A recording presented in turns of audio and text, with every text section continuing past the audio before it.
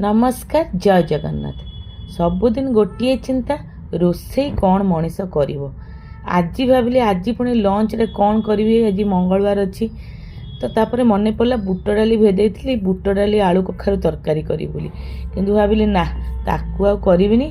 से बुट डाली को ग्राइंडिंग कर दे बुट डाली बरा आलू देकी मसला देकी कषा करदवा। चलन देखिया तार प्रिपेरेसन।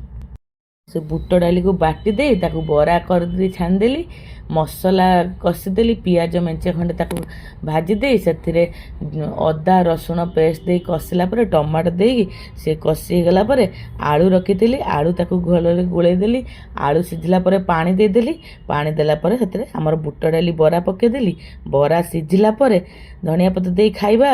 आज मोर से खाइबार थिला भात बुट डाली बरा आलू तरकारी आ गोटे ग्रीन चटनी।